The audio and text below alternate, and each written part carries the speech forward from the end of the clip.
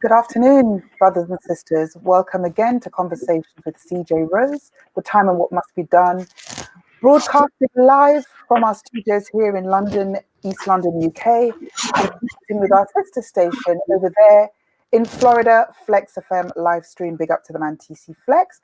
And I'm going to say big up to Theo, who never likes to be called out, over here in London, MediaNet Studios. We have, well, first and foremost, I want to just say, may the blessings of the Most High be with our family throughout the world. And we have a really, really interesting show today with a host of guests who have a lot to say. The show, our conversation today is around positive imaging defining our Black heritage. And we have in our studio Mr. Gareth John, a acclaimed, can I say? You can say acclaimed with a lowercase a, yeah. An acclaimed creative director of Kando Agency, Kando by Design Agency. Correct. And we've worked a lot together, so I'm going to let you explain what you do. But we also have Professor Femi Asagai-Bogle, streamed live from Connecticut, USA. For those of you who have watched the show in the past, you've heard and seen Femi. We also have Sean Senu-Hines, streamed from Liverpool, UK, the educator and musician. And we have some technical difficulties. You know, we stream live, but we like it live and juicy. We should have Kofi Allen being streamed from the Democratic Republic of Congo. He is an iconographer, a prolific photographer, worked with the likes of Buju, Bounty, goodness, my memory fails me. I think it's George Clinton. Anyway, you'll hear more from him when he's able to chime into the connect to the link. So welcome everyone. I'm going to say thank you, Gareth John. Thank you, Gareth, for being here. Hello. We have worked, you've done such a lot of amazing work for me. We'll talk about that later.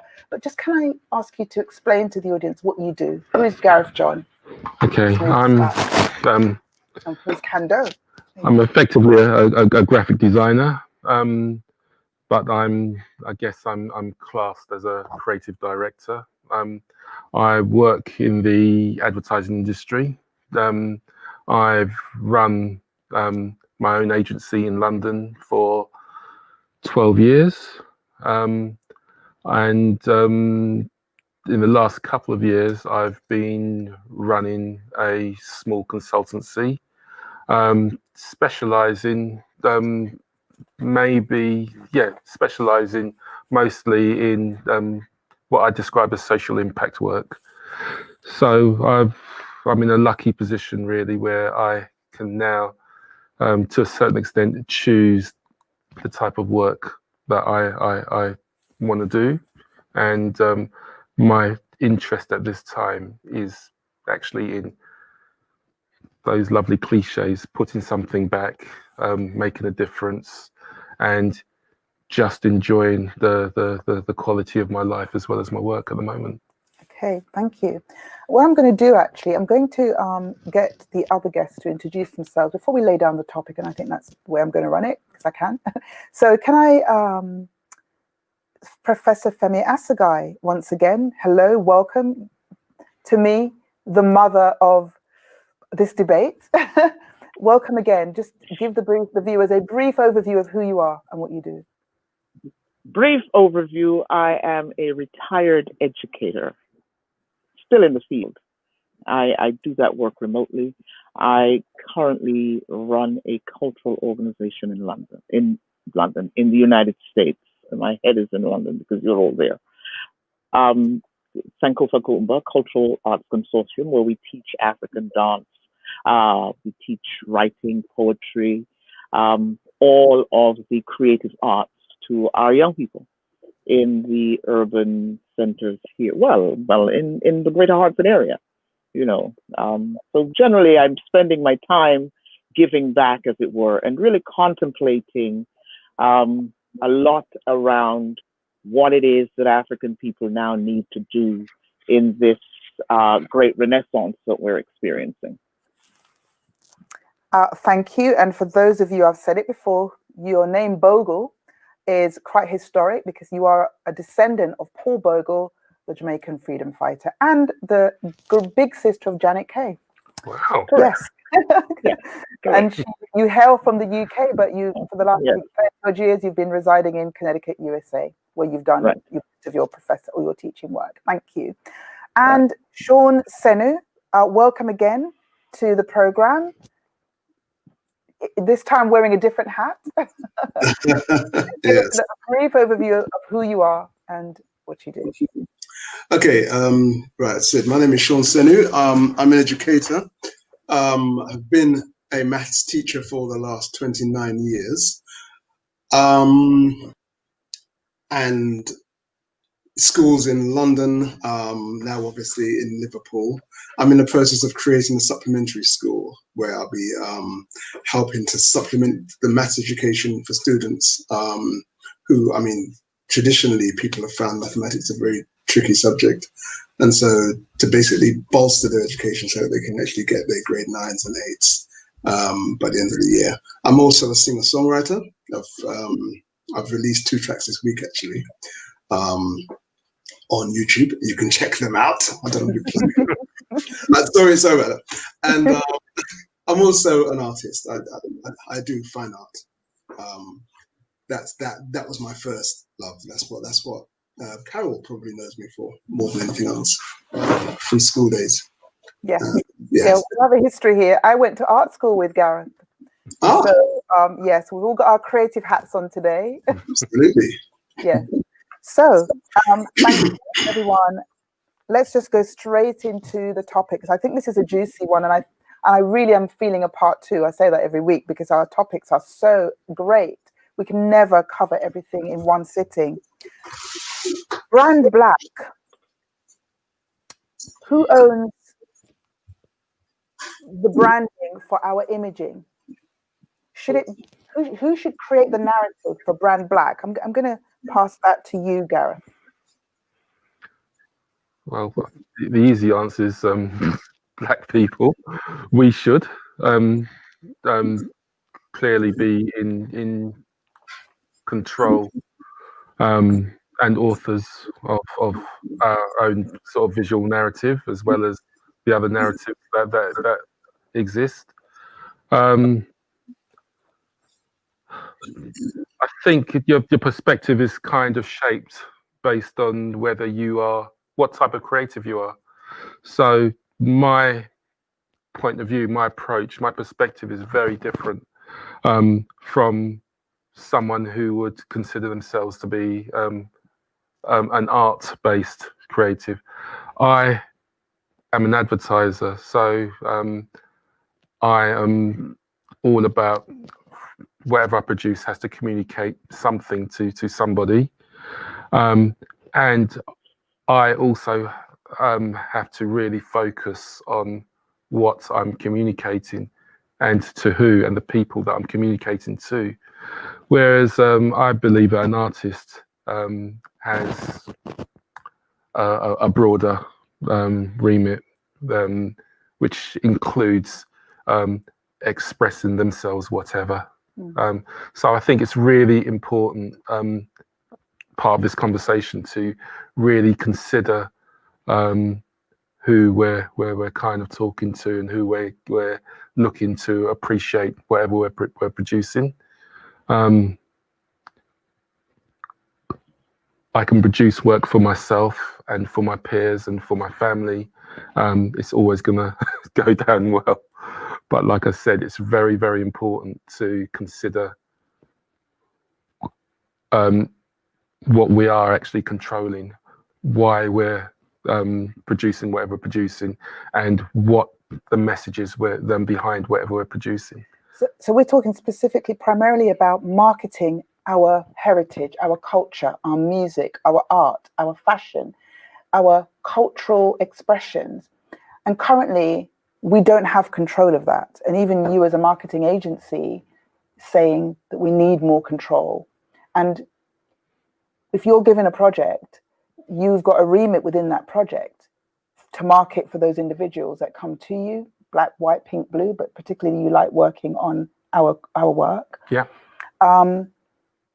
But that stays within its sphere, within the marketing realms or the remit of that business. Mm-hmm. But on a global scale, for instance, and I might not bring this point up, I might wait for Kofi Allen to chime in because he's very keen on this topic. Where we are branded globally, we don't control that. Anything that has to do with our history, our narrative, the visual image, the marketing image that is put out globally, it doesn't come from us, from our agencies, from our narrative. It's created for us by somebody else. Maybe think tanks are brought in to create the imaging or create the story around what our community, what our experience wants to put out. But ultimately, we don't have the final say.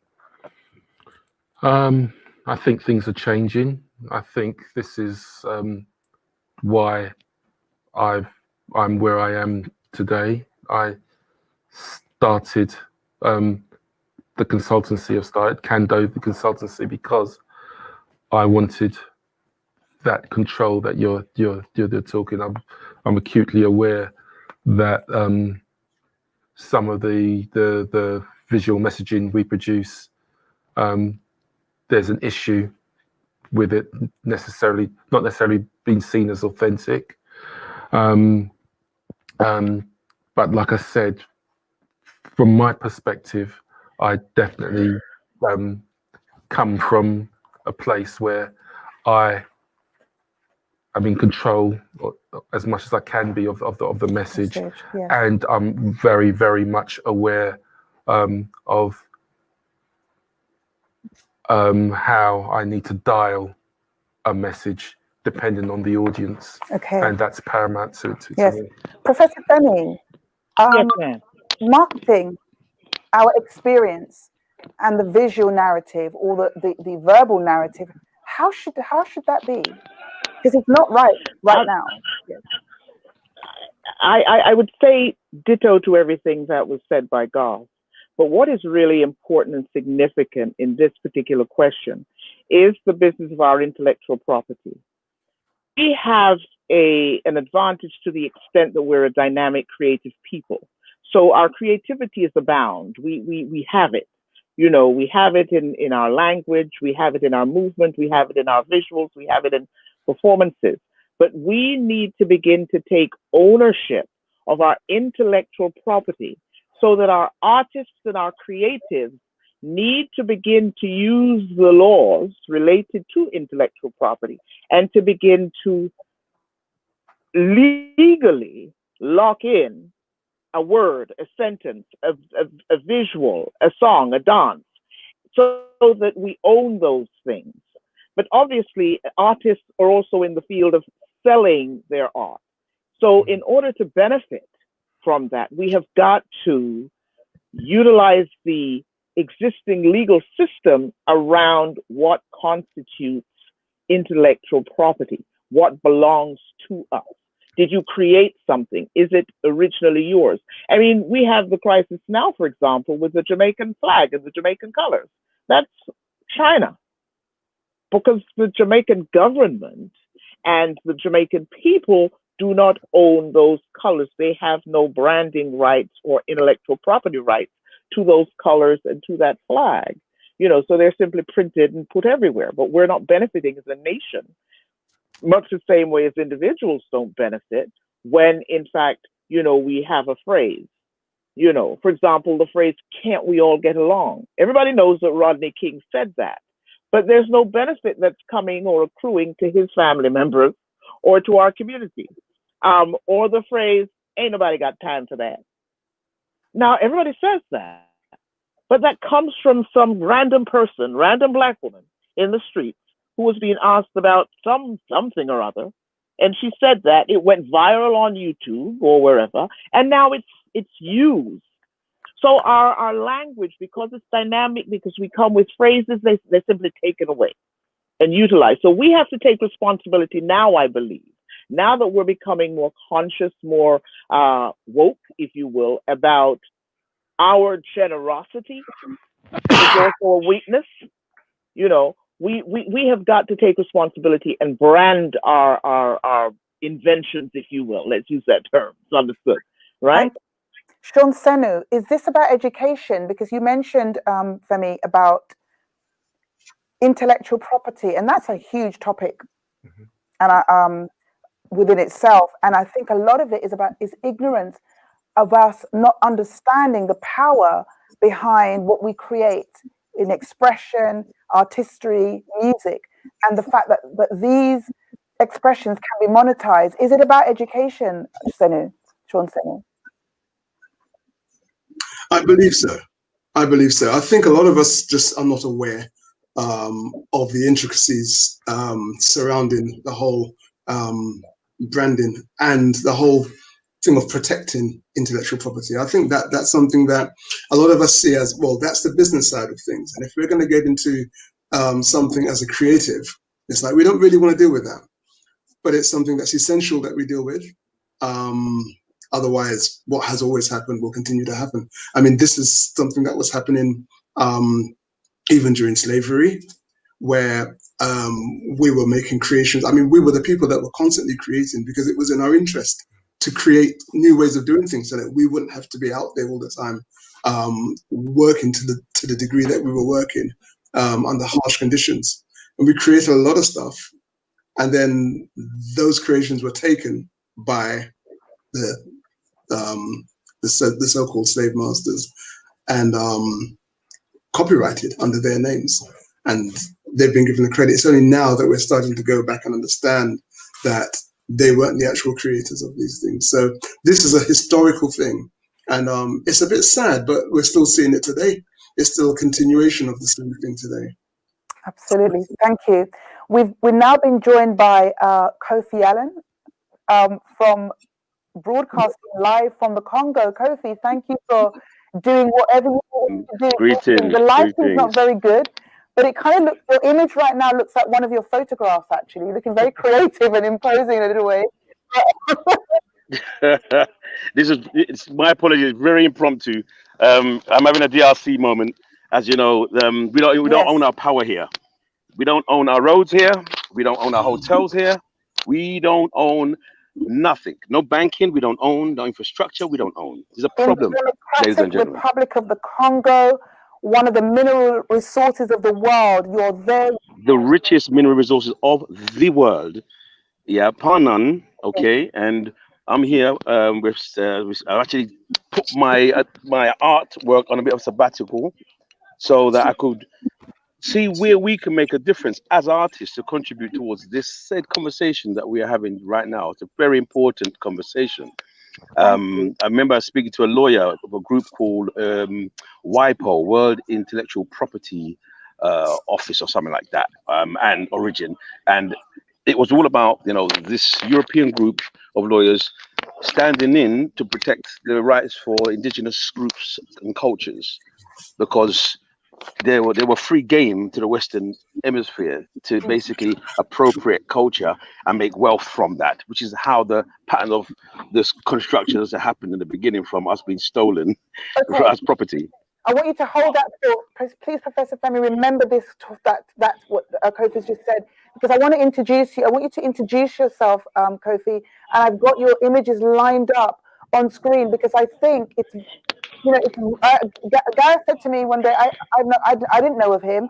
You've got work in the National Gallery in the UK. You have been in the industry. I'll let you talk for yourself. Introduce who you are, please. Okay, my apologies, and good evening all. My name is Kofi Allen, once known as Clive Allen. I evolved over the many years for my travels to Africa, and I decided that I had to have an identity to my name where people recognized us as the Black creators.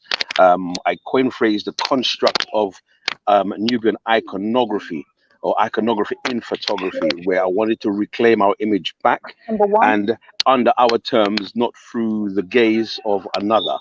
I got a lot of flack for that, from my own, as well as, you know, the equal other so-called others. But what's insignificant is about this battle to own our gaze and to be able to project imagery. I worked throughout the whole music industry, fashion industry, Yes. journalism, advertising. We've done a lot of different programs for FIFA and mega stars, you know, from Desiree to Buju Banton, Lee Scratch Perry, you know, Roachford, you know, it goes on. The point for me was, I had to write my brief. Thank you. I decided not just to become the service, I became the pioneer. And, you know, so it was important because I was thinking always ahead of myself to think, what are we laying down for the next generation to come, whilst we're indulging in our own practices, as well as servicing ourselves, because we have to get paid, you know. And as the gentleman rightfully says, you know, CJ Rose said, you know, you're working in an industry. The part that saddens me was that for most of the part of me working in the creative industry, and I've gone through all the chapters, not a lot of team sport playing, and racism is a team sport game. Yeah, and half the problem was there was a lot of the artists were really not protected, and there were groups that were set up and funded to protect those groups, but didn't stand in.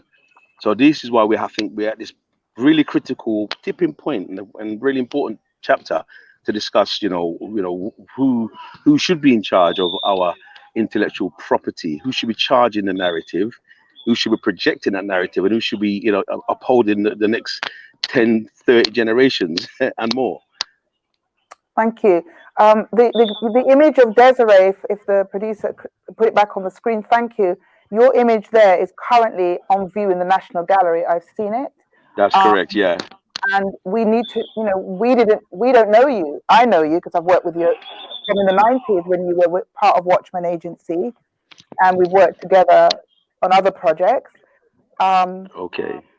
Is it how much time have you got, by the way? Just keep going. Let's just keep going. So, guys, listen, I'm not here to hug the show, right? So, I mean, I could tell you stories for days because of what I went through. Can I just? I did. Let's get the Last Supper image that you did in the 90s very quickly, and I'll bring Gareth. Yeah. So you did this piece to portray the Last Supper of the Messiah and his disciples, and you put some women at the table back in the 90s. What was the backlash of this? A little bit about the piece and the backlash of this. Okay, so the piece is it's a dual piece. It's a reflective piece, which I call my kind of quantum statement. So we created a contemporary piece and a traditional piece, as in the Bedouin tradition. You know, it was significant. The idea was to reflect time, so we were in the present, understanding our significant part in that narrative, that story, and how we see ourselves subjectively, not so objective, from how it's being casted. And having the image on the table was just about how would I be, what would I want if I was them at that particular time. I'm going on a huge, Sajil, I want my women with me. I want my partners with me. My co-operators have to be there. And Alpha and Omega just spoke very significant into that image. When you count the images of the disciples, it's actually 11, not 12. The idea was that there's a chair that's placed before those images, which is presented as a life-size presentation.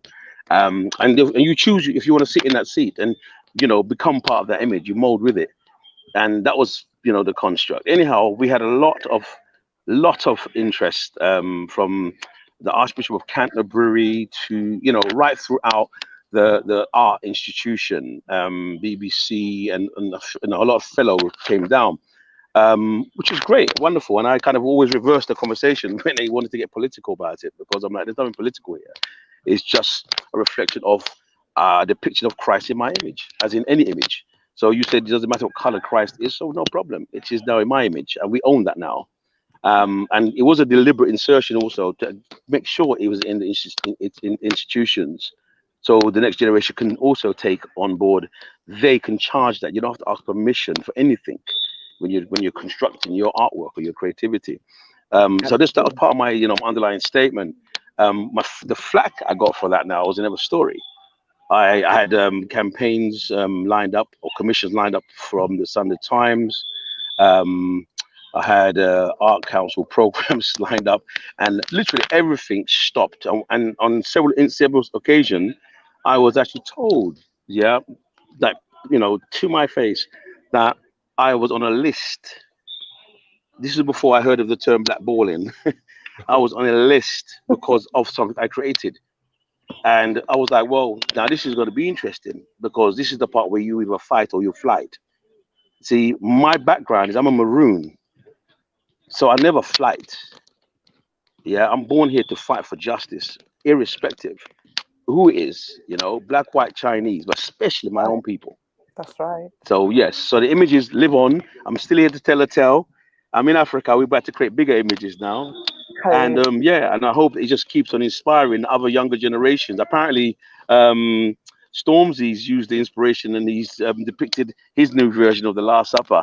And I got about 100 calls on that one. So that was beautiful, because again, I don't know Stormzy personally, but he's touched an accord, and it's opened up a narrative, and it's in the mainstream. So it's onward and upwards, I suppose. You just have to just keep digging. 20 odd years later, right? Well, what can I say? Another generation. Thank you. And I think that I just wanted to touch on your story, because I think you've been working what we call silently but magnificently, and the world needs to know about you. Our people need to know about you. And thank you very much, Carol. So, have you been in the work that you've produced? Have you ever come up against a stumbling block because you've pushed the boundary somewhat in your narrative? A lot of my work that I've done commercially. First of all, I've done a lot of work commercially for corporates. I've never been scared to take my work visually or in terms of kind of what words. I've never been scared to take my work to an understood kind of edge. Yeah. I've never ever asked permission to do or to produce anything, but I've always encountered the kind of big corporate no from upstairs because I've pushed something too far. Having said that, I did a campaign for Sony where at the centerpiece of this campaign was a short movie and an ad, and it was a campaign to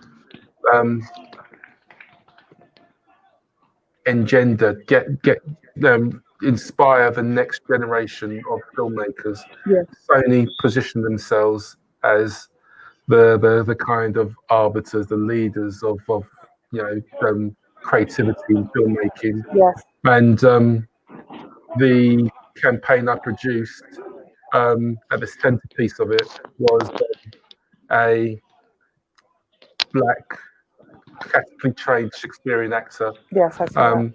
At the heart of the campaign. And was that accepted initially by Sony, or you? It wasn't questioned, but obviously there was a lot of fear from the agency I was working with. The client, they knew that I was working on the campaign, and they accepted what I'd done straight away. Right, yeah. But yeah, I totally understand Kofi's dilemma, Kofi's position. Yeah.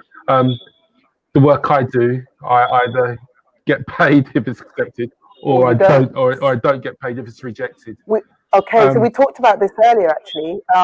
Senu, I just want to say, what is the younger, first Senu and then Professor Femi, because you're educators and you are connected with young people. What's our community of the next generation what's their view on the imagery that's portrayed of Black people in any situation? Sen- Who would you like to speak? to Senil first, and then yourself. Okay. Okay. Yeah. Okay. Sorry, could you repeat the question, Carol? I No, was don't a bit worry. lost halfway through. I wanted to ask about the next generation. Both Kofi and Gareth have said that their work, they've worked on projects or they've produced projects themselves where the intention was to at least inspire or open up debate with the next generation. Start opening doors. And opening doors as well. Yeah. And I wanted to know, from your perspective as an educator, you work with young people, what's the view of young people in our community about how they are seen visually through marketing, etc.? Or very much, are they producing their own? Because they're a very strong generation. Generation X is it, and the millennials. They very much take the bull by the horns and they put out what they want. Well, I would say that in my experience, I'd say that the nature of racism in general, especially in England, has become more and more subtle as time has moved on, to the point where unless you have made it your business to understand what's actually going on, you will be confused. And I think many of our young, I mean, there are some of our young that are amazing in terms of their grasp of things, and I think I think that the new generation have a lot of potential to actually be people who can actually make a pretty big difference in society. But I think by and large, the general picture is that a lot of us have been have had blinds put over our eyes. We're not able to see because of the level of subtlety that we're dealing with. People are nice to your face, people, and the subtle differences between how we are portrayed by, say, the media and how others are portrayed. Because it's so subtle, I think many of us, it gets past our consciousness, head, yes. and we have a negative view of self without even realizing it necessarily. Wow. Okay. Thank you. There are some young people that I've come across that are really on the ball. So I think if you can get that understanding through to some of our millennials, then you have a very powerful force. But generally, you have a situation where many of us have been led down the garden path, so to speak. Professor Femi, thank you.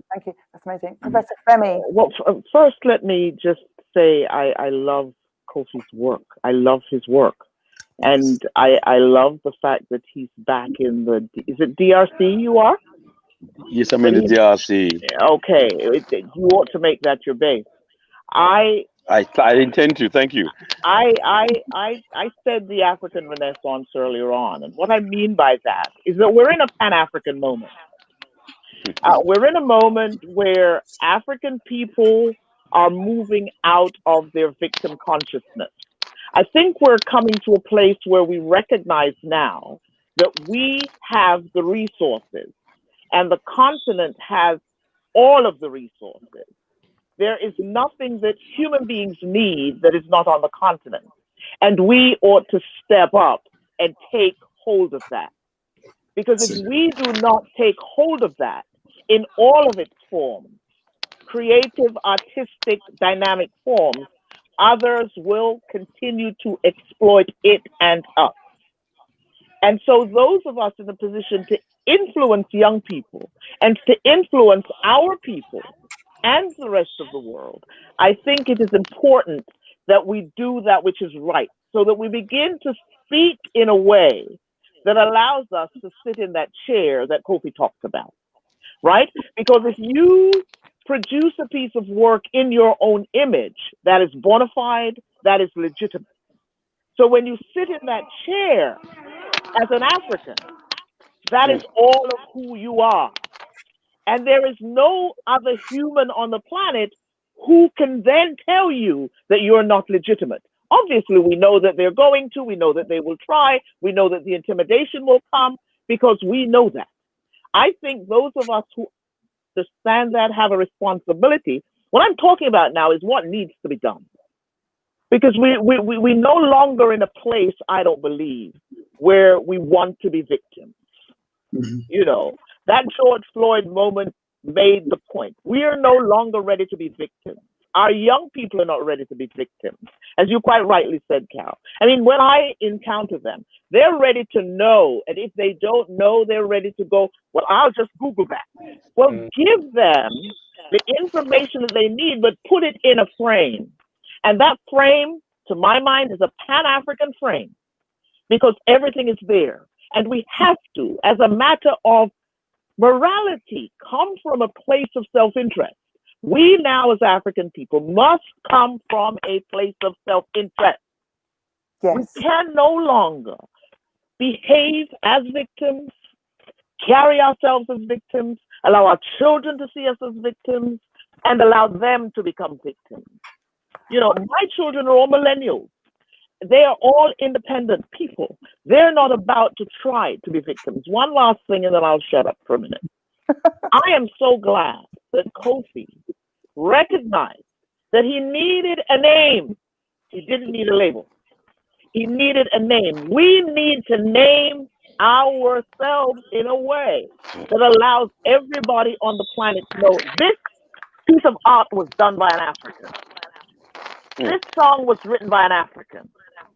So when you get put in the ground, you are still alive. Our people live and die and create and get buried and disappear because they're called John Brown, Mary Smith.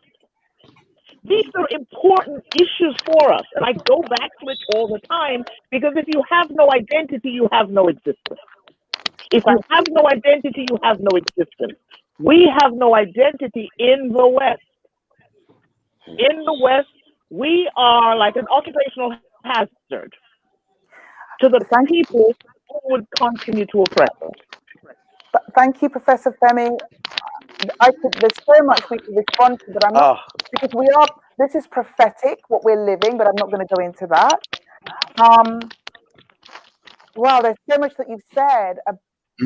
We talked earlier, Brother Kofi, before, just to get your technicalities checked, and we talked about this victim mentality and the kind of reaction that was incurred or what was witnessed around the slaying of George Floyd. And when I speak to young people, they were like, you know what, I don't really want to hear it. I want to talk about the positive contribution of my race and myself. That's where my future lies. Yes. Your view on that? Now, I think we're going to touch on something a bit more on the sublime nature of how media and a construct operates.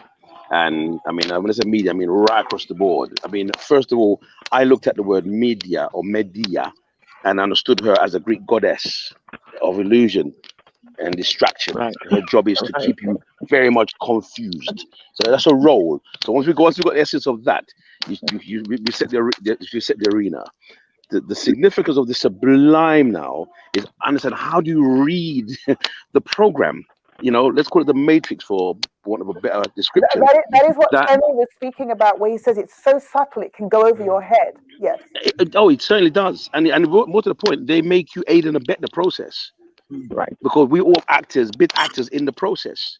Right. So we're all collaborators in this scenario, and they have to get us involved for it to have effect. You see, that's why. Sorry, can you just?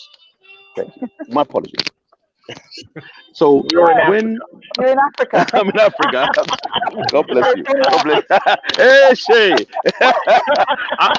I'm not calling you professor no more, Miss Mama Femi. It's Mama Femi from now on. That's it. Mama Femi. Thank you. So, but the seriousness of watching and understanding what is happening on serious levels. Yeah, on serious levels, because they are playing us into an emotional state of crisis, as if we have not got an alternative dimension or shift to us. Yeah. So, for instance, when people use the word black to me, I said, no, we're photonic. They were, what do you mean by that? I go and look it up, Look work it it up. out. Right? They're like, so what? Well, this is happening to me. I said, yeah, but you're Merkaba. The thing that you're in, the Merkaba, has a way to do with all of those things. And they're like, what do you mean by that? You're so deep. I said, no, you're so shallow. It's about where you want to stand in this life. Because the media game, with the advertisers, with the politicians, with the finance, they're a team sport. Yeah, I went into finance, understanding the principle of funding because it was the bit of my contention to support my craft. When I understood the monopoly on the game and the agenda behind it, it became really insidious. I could get rather negative about this situation. So what I had to do is peel it back. I'm gonna get to our I can see situation, Professor by the Femi way. itching. I can see Professor Femi, Mummy Femi, itching. So I'm going to let her jump in. Okay, I'm still unpacking. No, Excuse me, guys. I'm let still him unpacking. finish. No, no, We're let him all right. unpack it. Let him unpack it. Let him Yeah, unpack it. yeah. Unpack then. Yeah, Let him no, unpack no, because what it is, because it goes 360. Here it is. Everyone's being locked in to a self-imprisonment scenario. We could call it whatever you want to call it, but it's you going in and locking yourself in the door and saying, "I'm not coming out until you tell me to." It's okay. So this happened, and it's sad because the whole world has been caught up in this hysteria, and the pageant began. Okay, finally, you had a window of okay, we're actually gonna let everyone out, so that everyone's free themselves and they got a moment to be, with distancing but out in public. And then this thing happened, this strange thing happened on TV that I've never seen before in my entire life. That's right. It's worse than Rodney, King. our gentleman, sorry, who was beaten badly. Rodney You King. mentioned Rodney King. It was, this is worse than even this, if it can get any worse. Yeah, and I thought, hold on a second, who is playing this fiddle in front of me right now? Why is this become such a protagonist to ignite such an emotion at such a particular time, which is very well Mm-hmm. loaded? And again, it achieved its objective because the whole world, in fact, I think overachieved its objective. So I went, let me see who are the players behind the scene. Who's the money behind the scene? And I looked deeply, not that deeply actually. I just looked, and when I saw Mr. Soros behind Black Lives Matter, behind the whole the incident regarding the gentleman himself and how it all came together, I said, hold on a second, we need to look at this objectively for a minute. I recognize how our emotions are being captured and harvested, and see, and unfortunately, a lot of us don't see the collective herding of our souls and how that works. And as an artist, I do look into those things and I do observe those things from a distance and close up, and I see it creating a pandemic scenario if we don't take charge and distract our own selves from arresting our own development. Because we're at a critical point of actually evolving right now. And I don't think most people realize that. And Mama, Femi, you said it right on the button. This victim space is over. And Over. it's about our consciousness that's risen, and it's risen. We've actually transcended it. It's just Yeah. they're trying to put us in a silly box, and I'm like, no, kick the box out. Just kick it out. Kick that away. It doesn't exist anymore. So anyway, so from my perspective is understanding this media construct and how they capitalize on the emotions and these disasters or these distractions is quite systematic, and they've been doing it quite a lot. So it's not like it's anything new to us.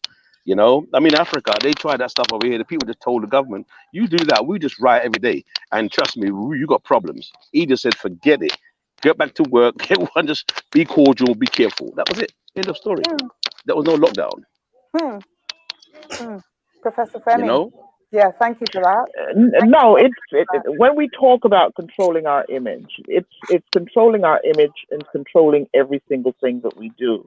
Well, obviously, there are those in our collective community in the West who will be perfectly happy with where they are, what they're doing. But we must recognize that, again, the victim consciousness is over. Leave that alone. And those of us who know what is going on, what is taking place, need to call it, say it, and do it. And to tell our young people, we don't have time to waste because we have a continent, a nation to build. We have an absolute nation to build, and that is called Africa, whether we like it or not. For me, the idea that we sit around talking about what percentage of our lineage is Indian or Chinese or European is irrelevant. Why is it irrelevant? Because everybody leads back to Africa. And if Yes. everybody leads back to Africa, those of us who are indeed African, at least when you look at us, we ought to go and claim what is ours, claim our birthright. Because Africa is, in fact, the new frontier. Africa's Las Vegas before the casinos.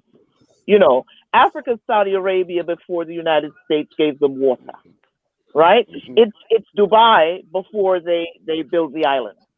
And we need to have vision enough to recognize that some of us, particularly those of us who the term now is B1 or beyond code, if you will, who recognize that truth, need to go there to begin to build. We need to send our young people there. We need to buy the land. We Yes. need to go. There are countries upon countries there that is waiting for our expertise. Those of us who have been trained, those of us who have skills, we need to go back to the continent and do what we need to do in order to build so that we can protect African people across the planet in the four corners of the world. Okay, thank you. Thank you, Professor That Femi. is. Sorry. Can I just jump in there quickly? Yes, I was going to bring, yes. Sorry, I'm not just because you touched such a nerve. I just have to let you know. Again, I'm grateful for your input because I'm a fan of Paul Bogle. That was one of my heroes growing up. You're a maroon. So I can't. It's too special right now. But Thank you. see, what you're stating there is so significant, and I'm part of several groups that's come together. The African Family Reunion, Zion Expansion Foundation, which is something that we've set up from the UK, but now we have our jurisdiction in Africa, as well as the USETA, which is the Union for Chieftaincies, traditional chieftaincies throughout the whole entire continent. And it's actually about that arena. There is a program which is now being structured around being able to accept our people from the diaspora and protect them. And this is exactly what it's all about. Yeah, this is my concerto piece, I call it. If I die tomorrow, I'll be a happy man. If I get one, each day I'm happier because I know I'm getting closer to the goal. And Yeah. because, they've given us 3 million acres of land to start with, and we're not talking about, price plan. No, they want us to build. They want us to export. They want that expertise. They've said it straight. Well, they're not whole until we come back, and like vice versa. Okay. So this is where this is where Israel meets Judah. The coming together of the two clans, despite whatever family issues that were had, we need to learn how to overcome them and become one. Because in that process, the cultural currency is invaluable. Absolutely. Guess what?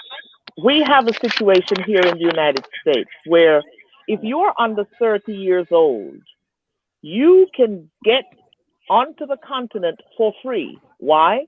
Because that same program exists for young people who claim Jewish heritage and would like to go back to Israel.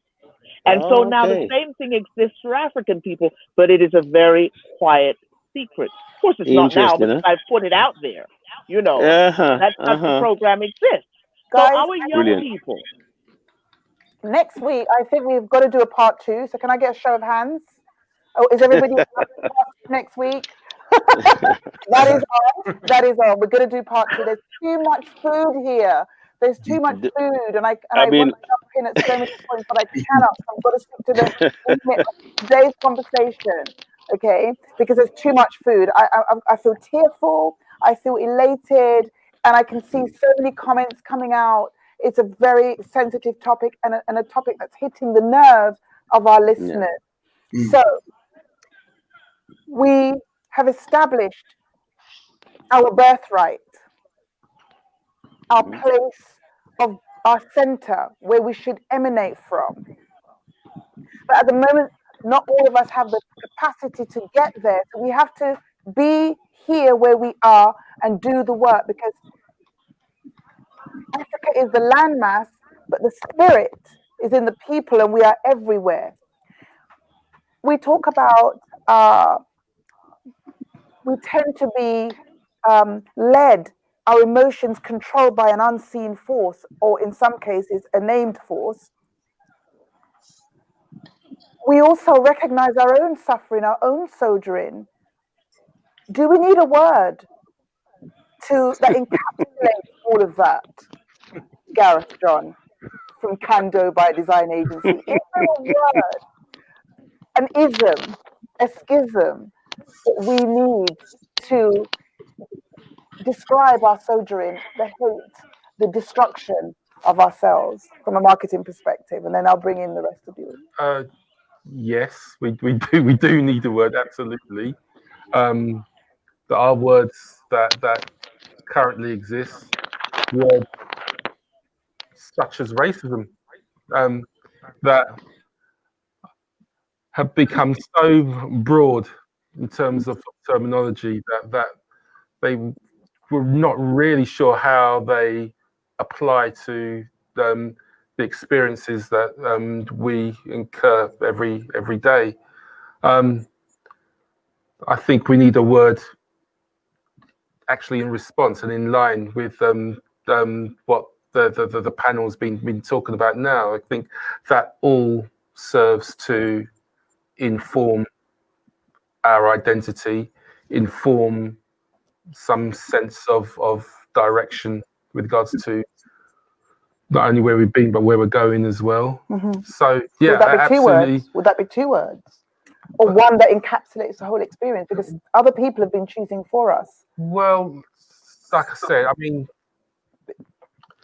a bit long in the tooth, but you know, what is the word to describe that woman I get in the lift next to, the little white woman who clutches her handbag? Yeah. What is the word that, and it's funny because we've been talking about names. When I walk into a pitch situation and there's a panel of people expecting to meet Gareth John, and then I walk in and I realize that this conversation isn't gonna go well because these people are fighting with the fact that that name is applied to my face. Wow. So I don't think the word or the term racism, for example, serves that. You know, it's something that's been claimed and pinched and pulled by everyone, basically. And our situation is quite unique. I think as a black man in particular, yes, I think I'd love to be able to express, share, kind of just speak about that experience with someone with a word that kind of helps facilitate that conversation. Okay, thank you. Sean Fenner, from an educational perspective, a word it's funny we created for ourselves that speaks to our pain, our suffering, our emotion, not one that is chosen for us. Well, this is the thing. I think that the English language is problematic anyway in order to describe our experiences, because that language organically is there to support the worldview that it came from, which all languages would do naturally. And so as a result, we are now using that language, but we have to adapt that language in order for it to make sense and be applicable to us. So I mean, I've always had an issue with the way that racism, for instance, as a brother said, is used, because from our perspective, it's used incorrectly. We can't talk about racism as someone saying something unpleasant to somebody based on race. That is not what it is. That's often the way that it's defined by people who don't understand that you can't just bandy these words around. They actually have meanings that are based and rooted in realities. And so as a teacher, I mean, I have to as a maths teacher, I'm constantly finding ways to insert reality into the lessons. Otherwise, as far as I'm concerned, it'd be a waste of time. So you're in a situation where you hear children using these words, and I'm constantly having to challenge them because, for instance, you can't say that if this person says something negative to this person regarding race, like for instance, let's say the chairman of ICI says, "Oh, these black people are disgusting, and I'm now going to use my company to do something to these people." Is that the same thing as a poor black person that is at the receiving end of this power structure? Is it the same thing as that black person saying, "Oh, these white people, they've been doing this stuff to us for so long, I despise them"?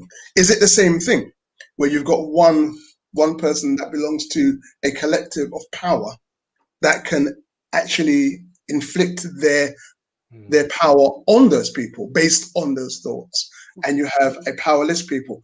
Are we talking about the same dynamic? If we're not, we shouldn't be using the same word. But of course, that word is used for all scenarios, which is of course blurring the reality of the situation. So we do need to distinguish all the time between things, because this language is inadequate in explaining our experience. Thank you. Mhm. I'm gonna ask Gareth to respond to that, and then I'm gonna have to close out and say, hold the thought for next week because we're gonna do part 2. So Gareth. Well, all I was going to do was respond to Sean. I mean, one thing I do want to highlight is that this is not, in regards to what Femi was stating earlier. This is not about describing our victimhood. I actually think it's, in the first instance, it's about actually finding a clear way of describing our experience. I also think racism isn't just about name calling. It's actually about the institutional thing. It's actually about actions. It's about, Absolutely. it's also about how we respond as well, and our ability, the empowerment that we take upon ourselves to respond accordingly to the things that are at play at the moment as well. Absolutely. Sister Femi, quickly, 2 minutes. 2 minutes. I'll take the minute and say it was a pleasure having this conversation. I would love to continue to have the conversation. I will talk about the words next time we come together. Yes. Brother Kofi Allen? Wow. Likewise. What a first stage unpacking session. Thank you all for the invitation. Just to add, Mind's Eye interprets this construct of the word abstractly as resonance, in my resonance of our response. Yeah. And I just think we need to kind of, as Dr. Sean Senu rightfully stated, we have to shift away from the semantics of those spell words, because they're spell words, and they often have spell effects, which we think we're doing good, but actually can be very detrimental, especially when we're the ones delivering it to them, next generation. Yeah. Okay, so I just wanted to say, I'm going to go back to resonance. Hopefully we can go back to and understand what resonance is about, that this reason in here has resonance, you see, and that response, that our audience are now going to take charge. Yes. So we need more of that resonance than anything else from my perspective, but I look forward to unpacking further next time round. Thank you so much. I think that's great. Thank you. Thank you so much. I'm going to ask you all to stay where you are while we close out the show. We're going to have a chat afterwards. So thank you everyone for tuning in. I can see the screen blowing up because this provoked so much response, and we hope to read your comments and address them next week. This is Conversations with CJ Rose. I'm thanking my panel, Gareth John from Kando Agency, who was live with me in the studio. We stream Professor Femi Bogle Asagai from New York, Connecticut, USA, Sean Senu Hines from Liverpool, and the man himself, Kofi Allen, from over there in the Democratic Republic of Congo. Thank you so much. See you next week. Wonderful.